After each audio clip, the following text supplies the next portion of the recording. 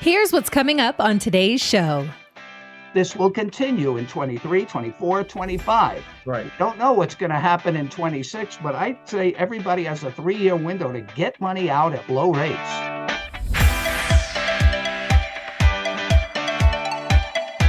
This is the Retire Happy podcast with John Amarino, fiduciary financial advisor at Securus Financial in the San Diego area, and Thomas O'Connell, president of International Financial Advisory Group, Inc. in Rockaway, New Jersey. Together, they'll be keeping retirement happy from coast to coast. Welcome back to another episode of the Retire Happy podcast. I'm your host on the West Coast, John Amarino, and I am joined by my esteemed co-host on the East Coast, Mr. Tom O'Connell. Tommy, how you doing? Hey, John, good to be back with you. Hope everything's going well. I see that your son had another great pitching outing this past weekend, so good for him. Yep. Got called up to older age level, and he took down one of the top teams in the county. So awesome. We're happy. Good. Well, folks, it's a new year. And there's already new changes to our tax laws when it comes to retirees. And just a few years ago, the Congress passed the Secure Act, and now we have Secure Act 2.0. So on today's very important podcast, we are having probably our most famous guest of all time. He's the most famous or best rated PBS special of all time. He is America's IRA expert, and if I may say, the co-host of my new favorite podcast, Mr. Ed Slott. Ladies and gentlemen, it's Ed Slott, America's IRA expert. Well, great to be here. Where's the drums and the orchestra? That's all you got? That's all we got. That's all. Just a simple, bing, bing, bing, and the I'm ring waiting for announcement. that Elvis. Boom, boom, boom, boom, boom, boom. What we have to learn how to do is how you and Jeff Levine do the coin flip. On your guys'. I actually keep a coin here. It's an interesting debate idea because many times we're debating something we totally don't believe in. We flip a coin, which side? But the point is that the only winner of that debate is the listener or the viewer. So they can get both sides of every issue. And that's really important when people are confused about, should I do a Roth? Should I have life insurance? Or do anything, retirement, tax planning? There's two sides to every issue. Right. No, that's really great stuff. I mean, like you said, it gives everybody a different perspective than I think what they will typically or normally hear from either their advisors or on TV or in a magazine or whatever. Between the two of you, and plus you guys have been together for so long, known each other for such a long time that you have a great rapport, and that comes out as well. So I also know all his arguments because you taught him. Yeah, so that is. What else is interesting? A lot of times when he gives advice, he gives it from his perspective, which is interesting, being say 30 years younger than me. And I give it from my perspective, where people closer to retirement may, have a different point of view on that at that age. Right. Which is important because retirement planning or financial planning in all is a very individualized, specific field. So the Great Retirement Debate, it is a phenomenal show with, obviously two of the heavyweight experts when it comes to financial planning, Ed Slott and Jeffrey Levine. So we're definitely recommend that. Yeah, we're going to put the link for that in our show notes on our new Retire Happy podcast website. That is right. That is an excellent plug, Tommy. It is up and running, Shameless. folks. As the football players would say, the retirehappypodcast.com. Oh, you All mean right. the Ohio State like that? Yeah, Exactly. whatever. Why do they do that? Some guys just say Ohio State, the Ohio State. Yeah, I didn't know there was a second Ohio State. Sometimes they forget the the. Apparently you can't even be on the team without that. Well, folks, Secure Act 2.0 is upon us. The Secure Act 2.0. Yeah, the Secure Act 2.0. Thank you, Ed. We're gonna have that like on your little intro. That will be your like when they're doing the player announcements. But this just passed at the beginning of the year, end of last year, and we've already had a couple of mistakes because Congress wrote it. So that doesn't come without surprise. But Ed, let's talk about some of the biggest things that retirees need to know. And let's start off with required minimum distributions. All right, here's the thing. With Secure 2.0, I got to take you back to original Secure. Now, I'm told by the younger people, which I'm not, that the way you refer, if you really want to be hip, to original Secure, you call it Secure OG. OG. All right, Secure, I think that stands for original gangster or something. It means the original. Yeah. So Secure OG, does that make this whole program with Tom O'Connell much more hip now? Does Tom get like more hits because he's OG? And it's taken me back to my time as a sergeant in the gang unit when I used to be a police officer. So I heard that term a lot. So all right, so yeah. Secure the original. OG, the original was effective in 2020, and that had major changes. That took away, in case you listening or watching. It took away one of the things we relied on in planning for decades, the stretch IRA, the ability for beneficiaries named on a beneficiary form like your kids or grandkids could go out 20, 30, 50, 60, 80 years, depending on their age, and keep that deferral growing. What a legacy. Well, Congress said, we don't like that. I guess they don't have kids or grandkids. I don't know what it is. Or like them. Or don't like them. Yeah. Is that what you said, Tom? Exactly. Yeah, right. All right. So they said, that's enough of them. We have other money we can give them anyway. They said, enough of that. We're going to take those tax benefits away and replace it with a 10-year rule. So no more stretch, and replace it basically with a 10-year rule for most beneficiaries. In other words, and this is really important, they put an end date on when this money, all of it, must come out and be taxed by the end of 10 years after death. So if you're watching this, it may not affect you for your own IRA, but if you look long term, and that's how you should do planning, how much tax you will pay will be increased the shorter the window gets when everything has to come out, because you're pushing more income through a shorter window.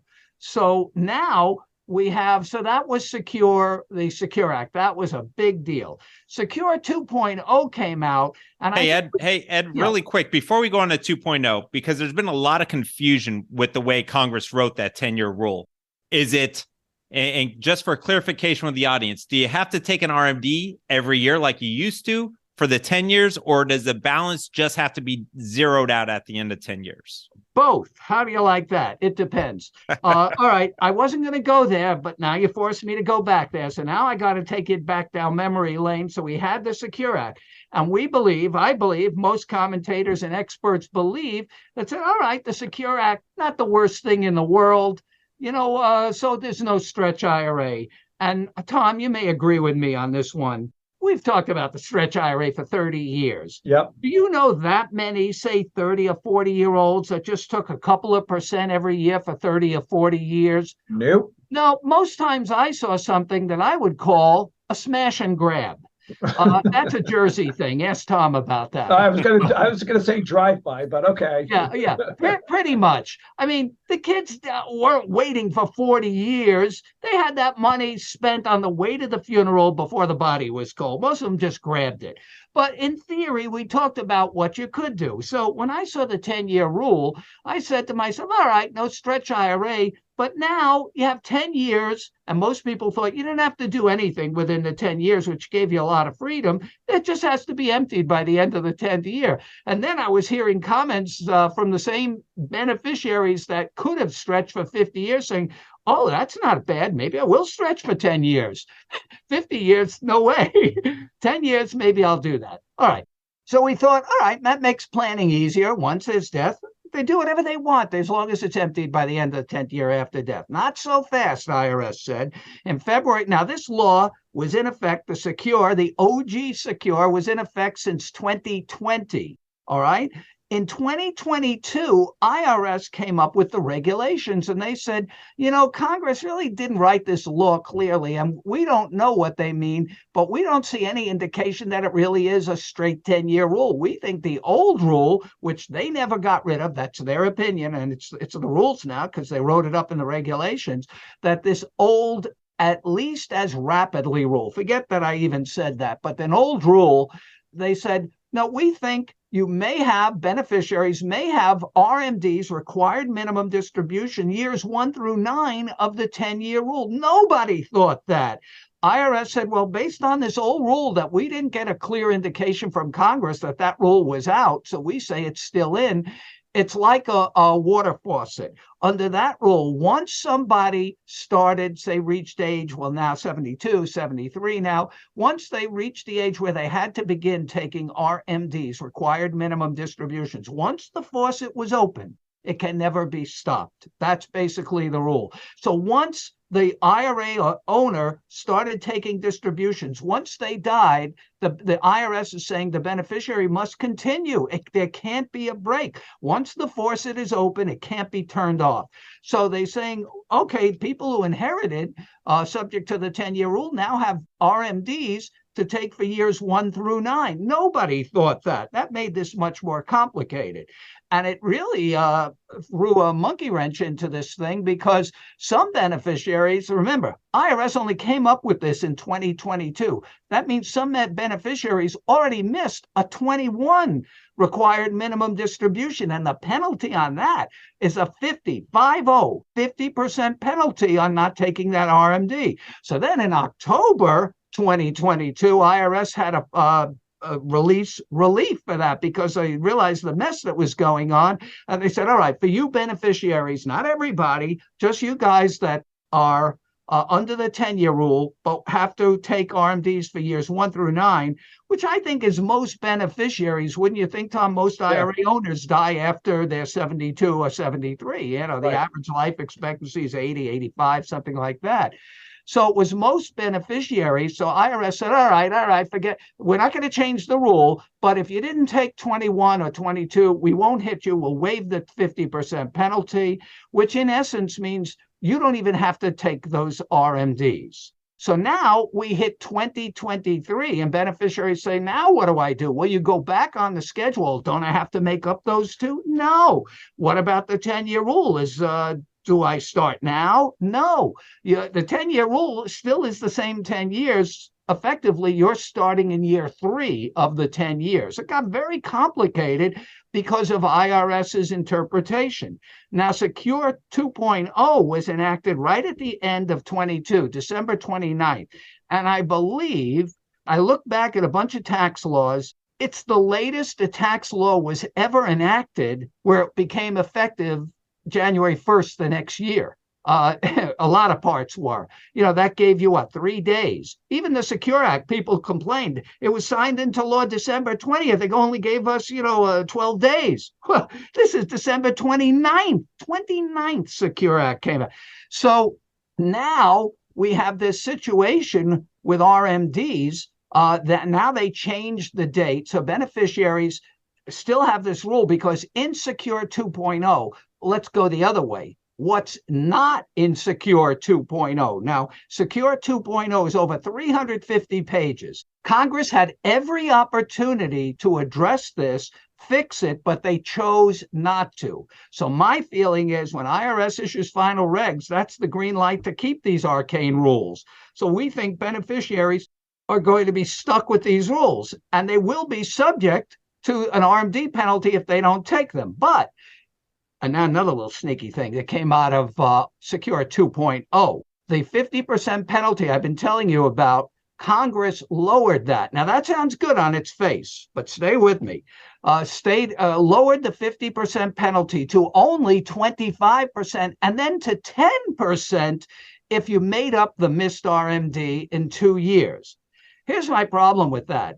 That sounds good, but almost nobody ever paid the 50% penalty because it was so harsh. IRS waived it in almost every case where anybody filed for relief for any reason. The dog ate my homework, anything. They waived that 50% penalty.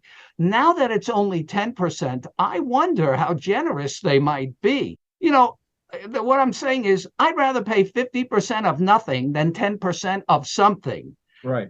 And what the message to everybody watching now is you better make sure that you're taking your RMDs, because it may be more likely that you'll be penalized 10%, even if you not get the relief and not get the relief that you were talking about. I mean, the relief supposedly is still there. You could still file and request a waiver, but I don't know how generous or liberal IRS will be as they were in the past when it was a draconian 50%. They waived it in almost every case. In fact, in all my years of practice, I never saw a client of mine ever get hit with that. It happened to my own mother, and we got a waiver. Right. There's a funny story. My own mother, she had I don't do investments, as you know, Tom, I'm a tax advisor. She had her own local advisor here in town. And he called me early in January, and I don't know what he had for what he did over Christmas, but I think he was working up the strength to call me, the IRA guy, to tell me he forgot to take an RMD for my own mother. But he worked up the courage to call me in January. He says, I don't know how, your mother got older. He took a distribution, but not the right amount. That's what it was. He said something like, she's older now. She has to take more. Yeah, I said, I know how that works. People get older, or the alternative, which wasn't the case. So I said, don't worry about it. I know how to handle it. I think he wishes he told me that a week earlier so he could have enjoyed Christmas.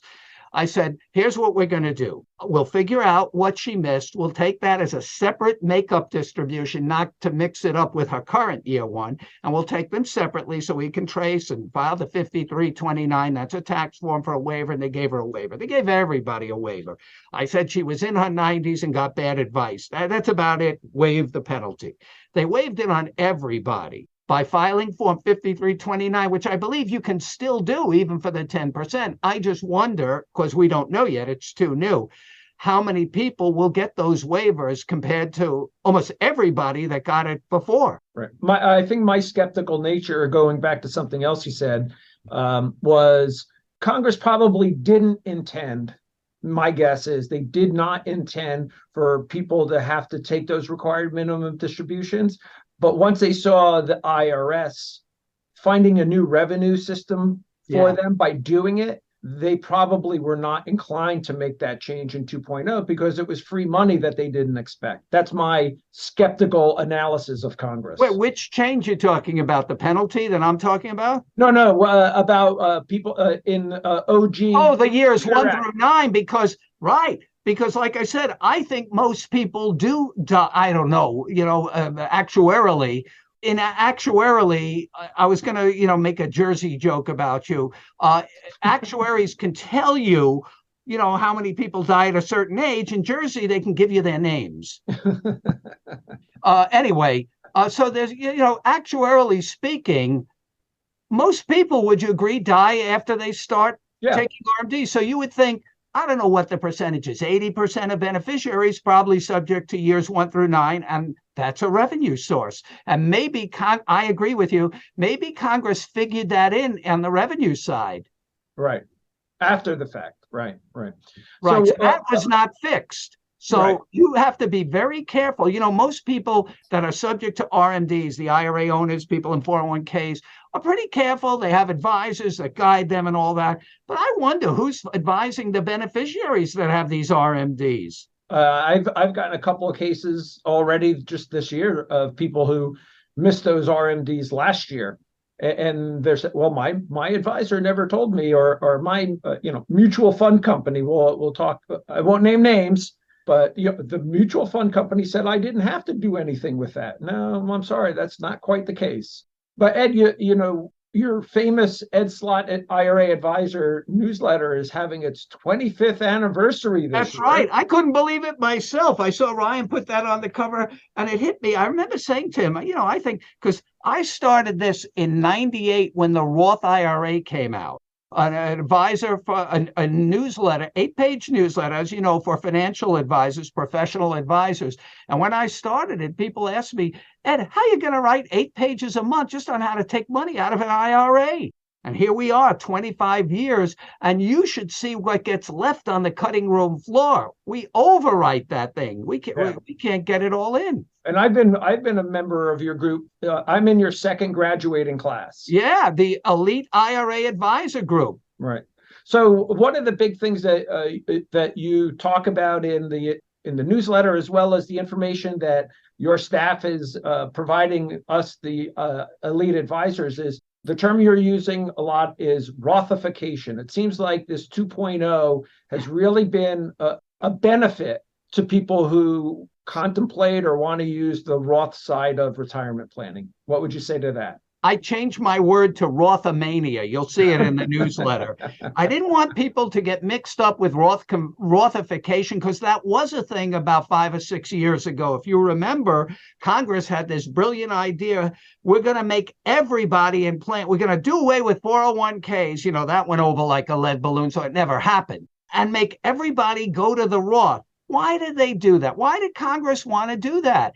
Because anybody who makes a contribution to their 401k through work gets a tax deduction, not on your tax return, but off your wages. You might not even see it. For example, if you make $50,000 a year and put $5,000 into your 401k, you only pay tax on $45,000, the net. That's what's on your W-2. If you make $50,000 a year and put it in a Roth 401k, you pay tax on the full 50. But the benefit is the Roth grows tax-free. So the government always liked this idea. You know, secretly, they love Roth IRAs because it brings in money and people like it. People like me. I love that. I don't think people should ever be forced to do it. But now they got away from Rothification because they realized that was not popular, to take everybody's 401ks away, because it sounded bad. Even when I say it, it sounds bad, right? Right. But they went Roth crazy. That's why I called it Rothomania. And let me show you something. I don't know if you can see it here. I have it, this whole file with the actual tax bill. They're not even hiding it. I got this tabbed in the law. I don't know if you could see this. Can you see that giant title? Yeah. What does it say? Simple and No, the big title, the big revenue provisions. Revenue provisions in giant letters. You know, when I see giant letters, you know what I call them? Because I'm old. Men walk on moon letters, if you know what I mean.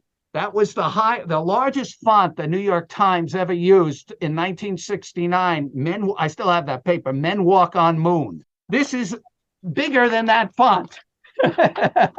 Revenue provisions. This is where Congress isn't even hiding it. You know, you look for the little words there, Tom. I'm talking about big, big, big. Right. Revenue provisions. They're not even hiding it. That's where you see all the Roth provisions. And as you said, the first one, SEP and simple Roth IRAs. Matching contributions can go to Roth 401ks. Catch-up contributions could go to Roth 401ks. 529s to Roth IRAs.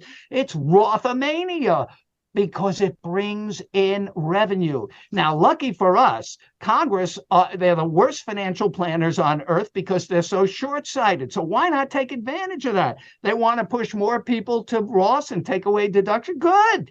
I don't want the deduction when tax rates are low. It's not worth as much. I'd rather pile on into the Roth, and this gives you the opportunity. So everybody's happy with this. Congress thinks they're bringing in all this revenue, which they will. That's why they have it in the revenue provisions. This is what they're using to pay for everything else. They discovered this years ago. Tom, you've been around a long time. You remember in 2010, before 2010, when the Roth first came out in 98, you couldn't even convert if your income exceeded $100,000. Remember that? Yeah. In 2010, they eliminated that. And that was the first time Congress saw the flood of revenue that came in from people like me and everybody else that couldn't convert to a Roth because of income. And I told everybody in every seminar, and you were at my seminars, take that deal. That was the deal of the century. And I always ask audiences, even advisors, I said, I converted everything in 2010. And then I asked, anybody know how much tax I paid in 2010?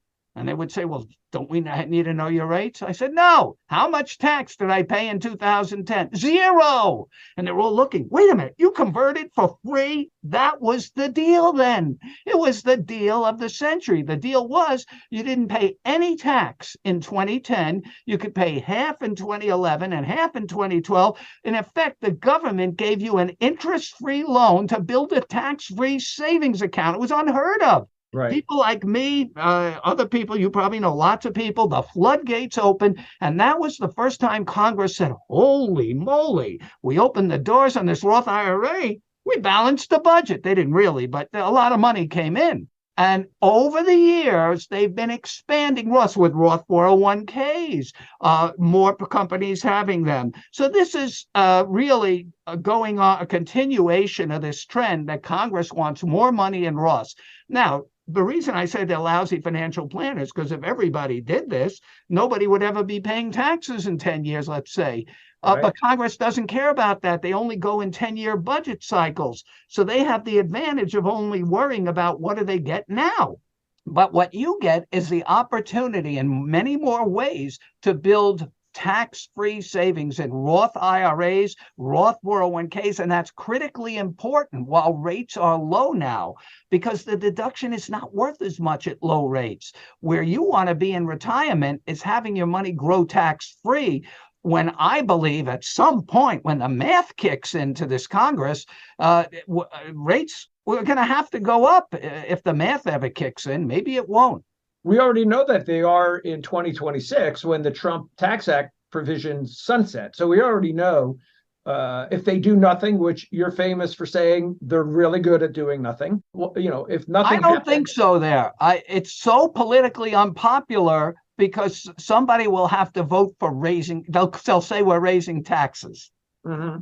Which in effect they are. They're taking away the tax cuts from Tax Cuts and Jobs Act. So I don't think so. But I don't know. Right now, you have this 3-year window of unprecedented opportunity, 2023, 24, 25, where we know rates are rock bottom, historically low. And in 2023, from 2022 to 23, we've been given a great tax benefit. It's called inflation. Most people think inflation's bad. Not when it comes to tax rates. They've expanded the brackets. The expansion from 22 to 23 is the largest expansion in history. More income can pass through these low rates than ever before. This will continue in 23, 24, 25. Right. We don't know what's going to happen in 26, but I'd say everybody has a 3-year window to get money out at low rates. Agreed.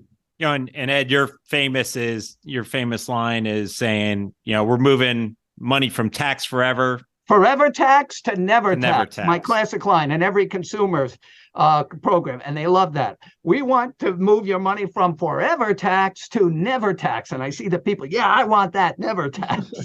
Right. So another powerful thing, and it's kind of segue into the convoluted different age brackets of the RMD, right? What doesn't have an RMD is a Roth. But let's talk about that money that is still forever taxed and is subject to RMDs. What's with the new ages? Oh, the new ages. Okay. Now you need, one of these calculus to figure out which age. It sounds simple, but whenever you change, remember, it affects older people. I shouldn't say older people. I'm like around there already. You ever notice that, Tom? You talk about like the same things you talked about for 30 years. You said these old guys. I was talking about that at a seminar. I had these old guys. Wait a minute, they're younger than me. Exactly. Yeah. You ever have that? Like you slip and say old guys and they're younger than you. I love this, Ed, because we just had our last podcast with Mark DiOrio, and we constantly talked about Tom being the old guy in the room. So this just hammers home the point. You're saving me in this one, Ed. So it causes confusion. The Secure Act, the OG Secure Act, got rid of one of the biggest problems in the tax code, the half year. That was the best change in the Secure Act. Getting rid of the half, that confused so many people. Am I 70? Am I 71? When is my birthday? Which age do I use? Which table do I? They were so confused. They couldn't even figure when they turned 70 and a half. They got rid of that. That was great and made it 72. Now they're going to 73 this year in 23. And then they brag about in Secure 2.0, we're going up to age 75. Yeah, in 10 years. Who cares about that now? Again, budgeting, that's why it's 10 years. In 2033, it's 75. But again, what they're doing is shortening the window. I don't know if people should wait till 73, even if you can. If you have low rates, you may want to take pre-RMDs. I just made that up, but here's what I mean. The M in required minimum distribution stands for minimum. It does not stand for maximum. You can take more even before you have to. If you wait till you're 73, then it's out of your control. You want to control your tax rates. You want to control your tax brackets. Then you're on the government plan. That's another thing I say in all my seminars. You want your plan, not the government plan. You want control. Well, you can only have control when you're not forced into a certain amount. So people in their 60s, you might say, why should I take early? Why would I pay tax before I have to? If I can get it out at low rates, seeing what's on the horizon and get it into Roth IRAs or cash value life insurance, anything tax-free is a hedge against what the uncertainty of future higher tax rates might do to your standard of living in retirement. That's a big deal. You can make plans to do that now. And what you get your money out while rates are low. You're getting taxes are on sale. Everybody likes a sale. Matter of fact, I'll tell you a little story. I tell it every seminar. It has nothing to do with retirement. It's a husband and wife thing. All right. What does it mean when your wife comes home and says, you're not going to believe how much money I made you today?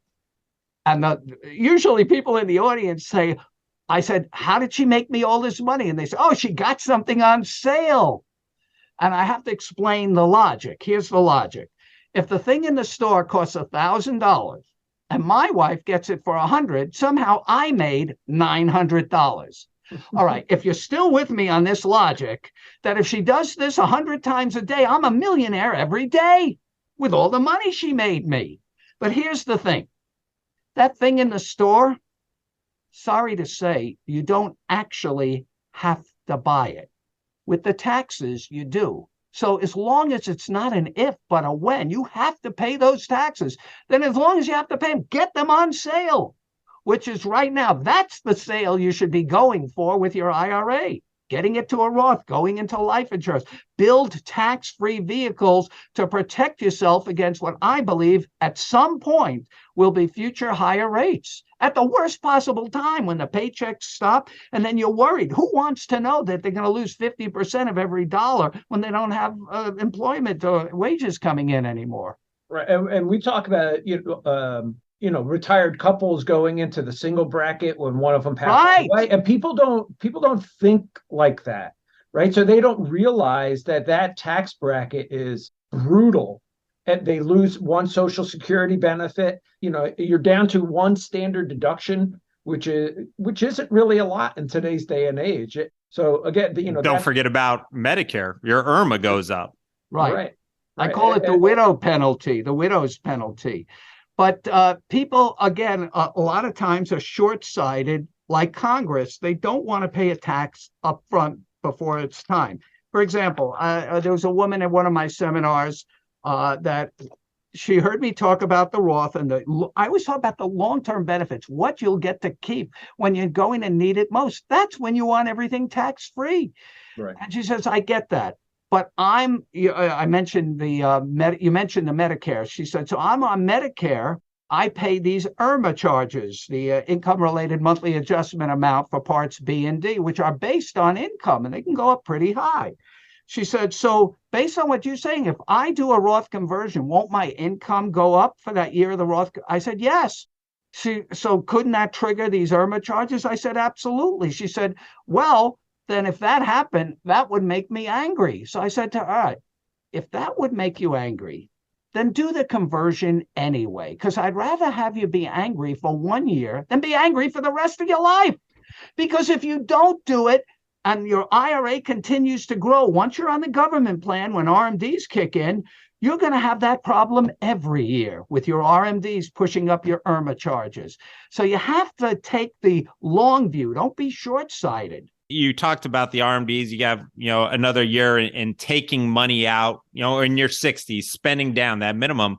One good thing that the Secure Act 2.0 didn't do was raise the age for qualified charitable distribution. Right.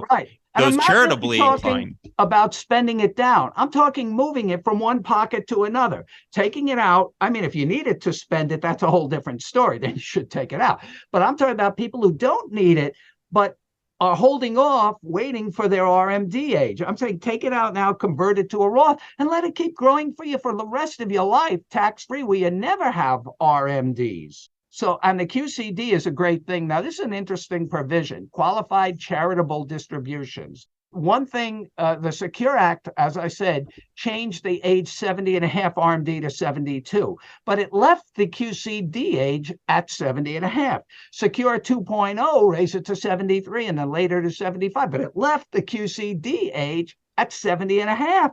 So more people can qualify even before their RMDs begin. What's so good about QCDs? What are they? Qualified charitable distributions. Right now, most people, they probably still don't realize it, most people get absolutely no tax benefit from the gifts they give to charity.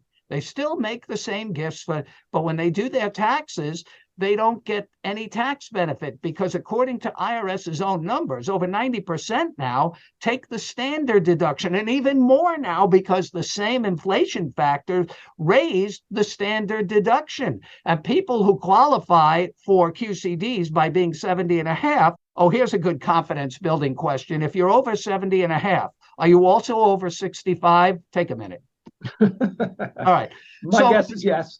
Yeah, because 70 and a half is the QCD age, that means you're also over 65, and people 65 are over get an extra standard deduction. So it's even less likely they will be itemizing unless they have some huge deductions, which means they won't get any tax benefit for the gifts they made. By using the QCD, it's a direct transfer from your IRA to a charity. And just to be clear, I'm not saying, I never say to do charitable, make gifts for tax reasons. It's got to be because you want to make the gift. If that was the case, if you just did it to save taxes and give all your money away and you'll never have to pay tax. That's not what I'm saying. I'm saying the gifting you're already doing because you're inclined, you like to give to the church, the alma mater, the organization, whatever. Do it a different way. If you qualify for QCDs, do the transfer from your IRA to the charity, and you'll get better than a tax deduction, an exclusion from income, which lowers the key number on your tax return, AGI, adjusted gross income. That's the number that determines what benefits, credits, deductions, taxation of Social Security, Medicare, IRMA charges, all of those things. Now, the only negative for QCDs is that not enough people qualify. The only people who qualify are IRA owners and IRA beneficiaries who are 70 and a half years old or older. So the Secure or the Secure 2.0 did not change that age. Only people 70 and a half years old or older. And you must be 70 and a half. If you're 70 and a half tomorrow, you don't qualify today. So you must be 70 and a half. So what's the downside? People under 70 and a half can't take advantage. People in 401ks can't take advantage. And if you do qualify and you're subject to RMDs, let's say you're well into your 70s, if you do the QCD, you may not even have to take your RMD. Because it can satisfy that without increasing your income. So it's a great provision. That's the way people should give. And your IRA money, if you're making gifts, that's the best money to give to charity because it's loaded with taxes. Let them have it. They don't pay taxes. Right. Now, there are some other exceptions that were noted in 2.0. Do you think that these exceptions are going to be beneficial, helpful? Which exceptions? The QCDs? Well, the getting money for federally declared. Oh, okay. Yeah, this was another big part of the Secure 2.0, being able to get money out. It used to be, it was a big thing if they ever added an exception. What Tom's talking about there is an exception to a 10% penalty for taking your money out of an IRA or plan early, usually before 59 and a half years old. I never liked that penalty. I thought it was harsh. I understand the reason for it, because they gave you a tax break, a deduction, and the deal was you'd hold it till retirement. And if you took it out early, they dinged you for 10%. But a lot of people took it out because they needed the money. It just doesn't seem right. All you're doing is hurting yourself if you're taking your retirement out. That's the penalty, taking your retirement out early. I never liked the 10% penalty. It's very harsh, I believe, to people who need the money the most. As a general rule, the last place you want to take money from in a financial emergency is your retirement account.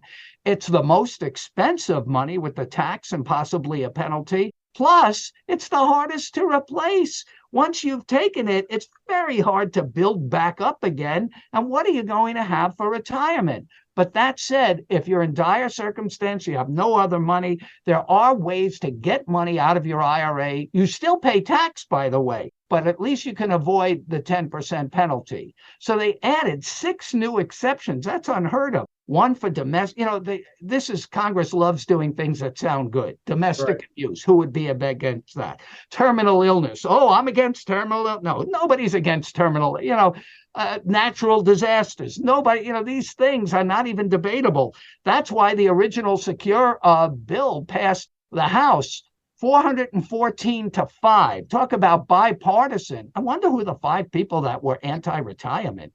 But so these are totally non-controversial, non-partisan. So they have all these other exceptions for long-term care, for financial emergency, for emergency Roth accounts. And they're all at different effective dates and different amounts. For example, one of them for natural disasters, federally declared natural disasters, you can take up to $22,000 out. No, you have to pay the tax still, but it could be spread over 3 years, but you don't pay a penalty. And if things turn around, you could return it. Kind of like the breaks they gave people during COVID, those coronavirus-related distributions, same rules. But again, you're taking out of your IRA. What's good about this provision, every time there was a fire, a flood, a hurricane, they had to create new legislation each time. So, like on an ad hoc basis as it happened. And, that really wasn't a good system, especially for people like you and me, Tom, which Hurricane Sandy, due to politics, got no relief. Right, exactly. Every time, like Alabama asked for relief, the congressman, I remember even the Republican congressman from here in Long Island said, what about us? You said Sandy was no big deal, just a little water. Mm-hmm. Remember that? Absolutely. So you don't have to do that now. It's one overall exception, assuming the president, and whoever's president will almost always declare an area, cost him nothing or her nothing, to declare it. And now this benefit is across the board. So you don't say, well, I had a specific one and, do I qualify? But unlike the other disaster relief that they did, like I said, ad hoc, they used to give you a 100,000 limit. This is only 22,000.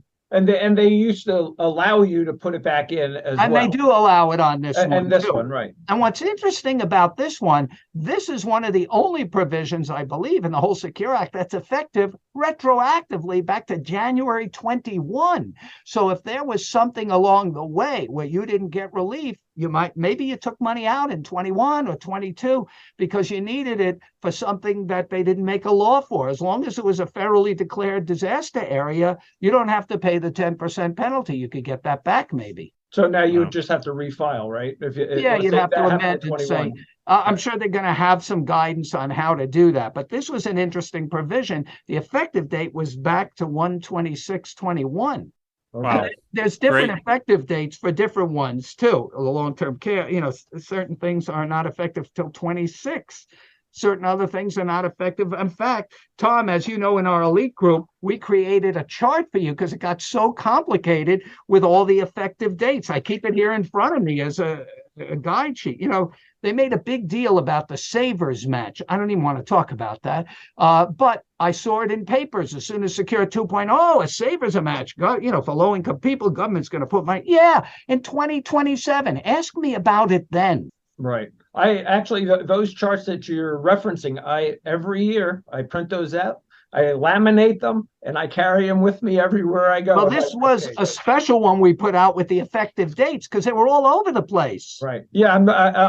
I have your newsletter in front of me, right? The domestic abuse one is 24, financial emergencies is 24, qualified long-term care 2025. So, like you said, it's all over the board. No consistency. And that must be in the budgeting mix or something, because what other reason could there be? It's kind of like they say tax laws is like watching sausages being made. It must be in that mix. There has to be a reason. It has to be revenue driven. Right. And you know what? Secretly, these things create more revenue. They almost encourage people to take money out early. They won't have the penalty, but they're getting the tax up front from people who shouldn't be taking the money and need it. Yeah. Speaking of effective dates in 2024, I want to wrap up the show with this last area. And we talked about RMDs. We've talked about, the 10-year window from the Secure Act. Let's talk about effective 2024, the changes Secure Act 2.0 did for surviving spouses. Well, that is a little confusing to really get into the weeds on. But the IRAs, the surviving spouse, without... I'd have to go through the whole thing, but the surviving spouse can be treated as the employee, so they get to use a different table, the uniform table, as if they were the IRA owner. And that I would never do anything without speaking to an advisor like Tom that's well-versed on this, or at least he will be at the next elite meeting, because that's one of the most confusing provisions in the code. It was available for IRAs. I think they just wanted to make it available for company plans. They're trying to find ways. It's so odd. They're trying to find ways in Secure 2.0 to open up the floodgates to let people put more money into retirement accounts, as long as they're kind of Roth related, so nobody gets a tax benefit. But I'm okay with that. I'd like to see more people encouraged to go Roth. Absolutely. Yeah. Well, speaking of floodgates, that was a floodgate of information over the last 15 minutes. That's just the tip of the iceberg. Wait till Tom comes. And I do want to mention, Tom must mention his membership in Ed Slott's elite IRA advisor group. This has nothing to do with investments. These are advisors like Tom, and he's probably been with us, I'd say this year's our 19th year. He's probably been with us 19 or 18. Yeah, but, he might have come in the second meeting or something. Yep. These are advisors, only about 500 around the country, that invest in their education. I'm not talking about going to a seminar here and there or taking one of these online BS courses, and now I have 14 letters after my name. Not like that stuff. This is ongoing education. Plus, he has access to me and my team of experts if some issue comes up with his clients. These are the most highly educated in these tax rules. Remember, when it comes to your IRA and 401k, it's not how much you make, it's how much you can keep that counts after taxes. And most people, most financial advisors, they can help you make money. But when you talk about how do I do this tax plan, it's like kryptonite to them. Oh, don't show me that. Let's get it away. I don't want to know. Too complicated. But Tom, as our other advisors, has committed for almost 20 years already to studying, takes workshops, but it's ongoing training.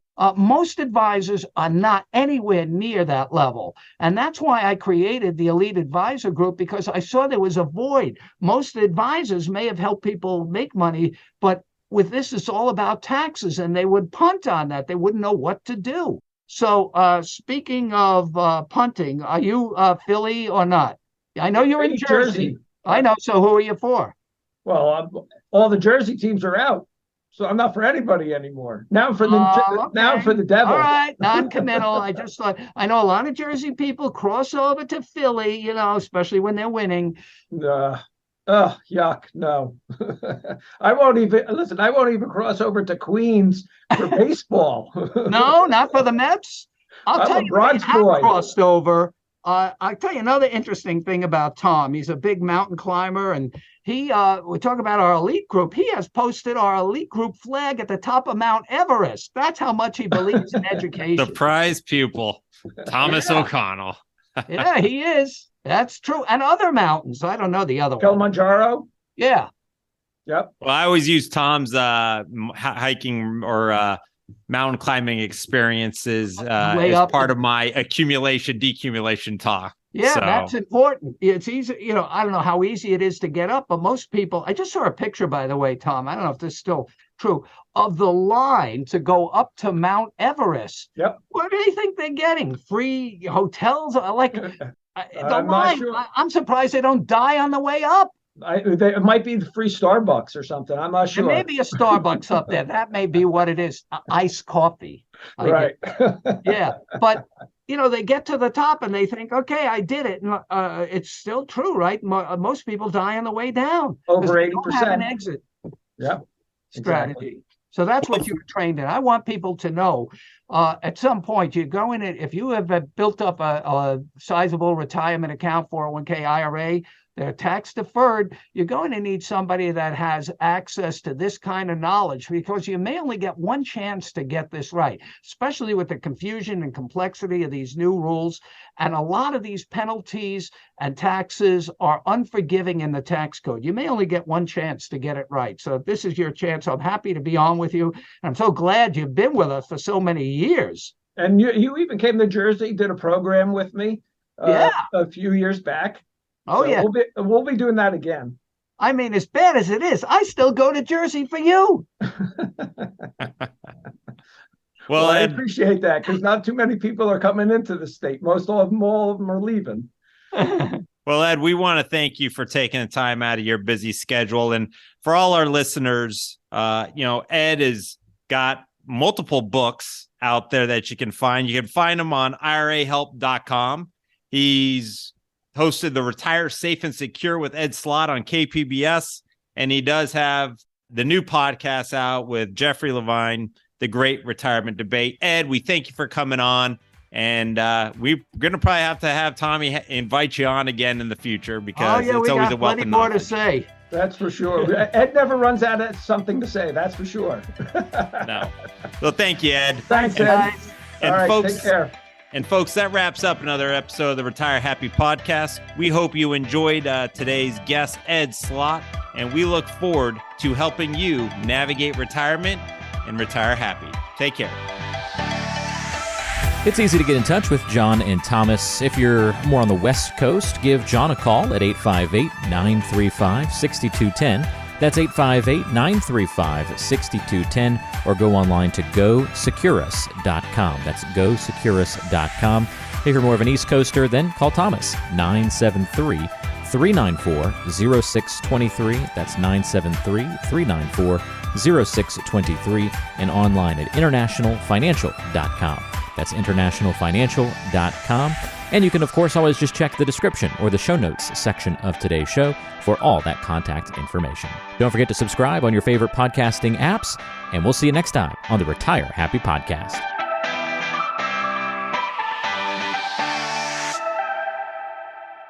Investment advisory services offered through Brookstone Capital Management, LLC BCM, a registered investment advisor. BCM, Securus Financial, and International Financial Advisory Group are independent of each other. Insurance products and services are not offered through BCM, but are offered and sold through individually licensed and appointed agents. The opinions expressed by John Iamarino, Thomas O'Connell, and guests on this show are their own and are based upon information considered reliable, although it should not be relied upon as such. Any statements or opinions are subject to change without notice. Investments involve risk and, unless otherwise stated, are not guaranteed. Past performance cannot be used as an indicator to determine future results. Any strategies mentioned may not be suitable for everyone. Information expressed does not take into account your specific situation or objectives and is not intended as recommendations appropriate for you. Before acting on any information mentioned, please consult with a qualified tax or investment advisor to determine if it is suitable for your specific situation. This program is designed to provide accurate and authoritative information with regard to the subjects covered.